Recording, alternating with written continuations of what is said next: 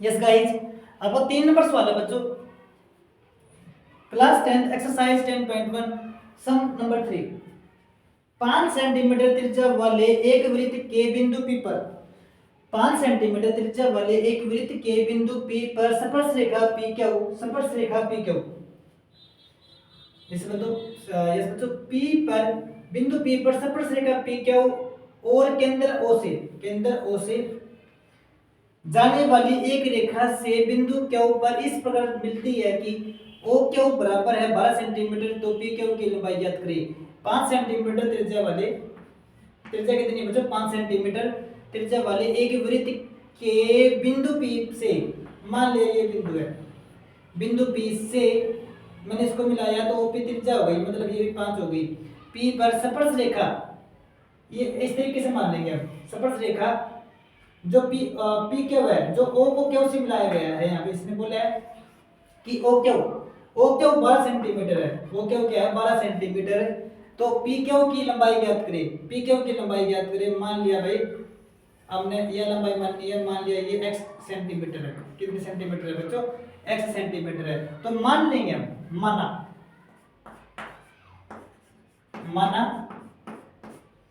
माना P Q बराबर है x सेंटीमीटर, माना पी क्यू बराबर है x सेंटीमीटर, और ओपी कितनी है? ओपी है बच्चों त्रिज्या है वृत्त की, जो 5 सेंटीमीटर वृत्त की त्रिज्या है, और ओ क्यू है बच्चों 12 सेंटीमीटर। ओ क्यू कितनी है? 12 सेंटीमीटर। हमें पता है बच्चों, क्योंकि त्रिज्या मतलब ओपी, त्रिज्या स्पर्श रेखा पर मतलब पी क्यू पर लंब होती है, त्रिज्या स्पर्श रेखा पर लंब होती है, इसलिए समकोण त्रिभुज पीओ क्यू में समकोण त्रिभुज पीओ क्यू में हमें पता बच्चों कि यहाँ पे 90 डिग्री है, तो सामने वाला क्या हो जाएगा? कर्ण हो जाएगा। तो पाइथागोरस प्रमेय इसमें लागू हो जाएगी। तो पाइथागोरस प्रमेय होती क्या है? वो होती है कर्ण का स्क्वायर बराबर होगा आधार का स्क्वायर प्लस में लंब का स्क्वायर। तो कर्ण मतलब है ओ क्यू मतलब 12, कर्ण दे रखा है मेरे को 12 से का स्क्वायर बराबर आधार मतलब 5 है, 5 का स्क्वायर प्लस लंब मतलब x है का स्क्वायर। 12 का स्क्वायर मतलब 144 है, 12 का स्क्वायर 144 है, 5 का वर्ग कितना 25 प्लस का x का स्क्वायर, कुल मिला के x का स्क्वायर बराबर होगा 144 माइनस का 25, 144 माइनस का 25 बच्चों, x 144 में से 25 गया, बच गया 119, कितना बच गया बच्चों? 119। तो x बराबर होगा प्लस और माइनस के वर्गमूल 119 सेंटीमीटर, प्लस और माइनस का वर्गमूल 119 सेंटीमीटर। अब हम चलते बच्चों आपके अगले सवाल पर, सवाल नंबर 4। यस गाइज, आपके 4 नंबर सवाल में पूछा गया था, एक वृत्त खींचिए। क्या कहा इसने बच्चों? एक वृत्त खींचिए और दो एक दी गई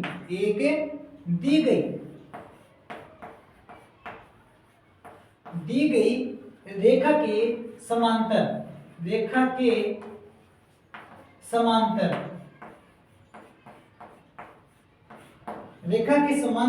दो ऐसी रेखाएं खींचिए कि उनमें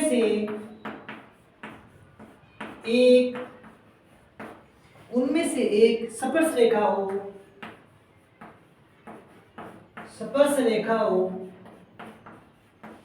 तथा दूसरी छेदक रेखा हो।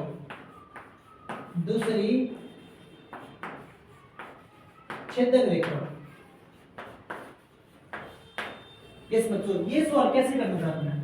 बच्चों सबसे पहले दिया था कि एक वृत्त खींचिए।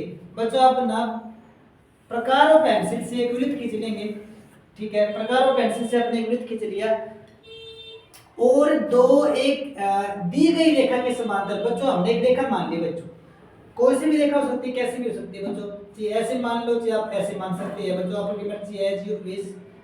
रेखा कैसी भी हो सकती है। मैंने ना वर्टिकली मतलब हॉरिजॉन्टली रेखा ली बच्चों, इसमें ये बच्चों मैंने रेखा मान ली, ठीक है ना। मैंने स्केल को यूज करा है ताकि रेखा सीधी आए, ठीक है। अब ये हो गई बच्चों दी गई रेखा, दी हुई रेखा बच्चों ये है, ये हो गई दी हुई रेखा।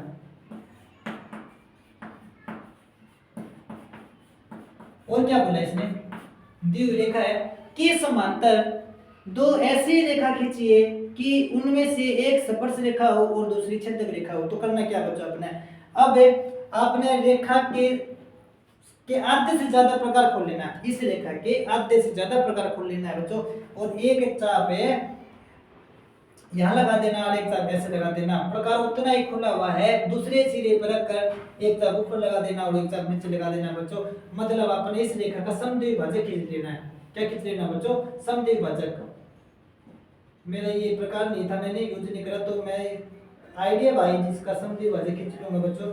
आइडिया भाई जिसका समद्विभाजक खींचा मैंने, तो कुल मिला के बच्चों ये लाइन गई है, ठीक है ना। कुल मिला के बच्चों ये लाइन गई है, ठीक है। ये हो गई बच्चों इसका समद्विभाजक। अब क्या करना आपने, अब क्या कहा इसने कि दो ऐसी रेखा की समांतर रेखा खींचिए कि उनमें से एक तो स्पर्श रेखा हो और दूसरी छेदक रेखा हो।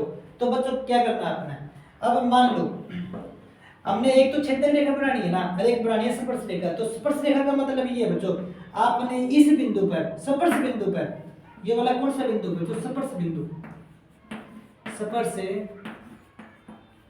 बिंदु से, स्पर्श बिंदु से बच्चों एक रेखा खींचनी है। वो कैसे खींचनी बच्चों, आपने इस बिंदु पर मतलब स्पर्श बिंदु पर एक ना 90 डिग्री का कोण बना देना, या फिर प्रकार को खुला एक ऐसे इस तरीके से चाप लगा दिया आपने। स्पर्श बिंदु से एक आधा सर्कल खींच दिया आपने, सेमी सर्कल खींच दिया बच्चों, आधा वृत्त खींच दिया। अब प्रकार को और ज्यादा खोल गया, उतना ही खुला हुआ बच्चों प्रकार, एक यहाँ पर एक चाप लगा दोगे और यहाँ पर बच्चों एक चाप लगा दोगे, इस तरीके से बच्चों चाप लगा दोगे आप, ठीक है। उसके बाद में बच्चों एक ना रेखा खींच दोगे आप। क्या खींचनी है आपने, एक रेखा, क्या खींचनी है बच्चों, एक रेखा जो दी हुई रेखा के क्या आ जाएगी, ये ऑटोमेटिक समांतर आ जाएगी, ठीक है ना। अगर ये L है, ठीक है, तो ये खींची मैंने M, ये रेखा क्या खींच दी बच्चों, M।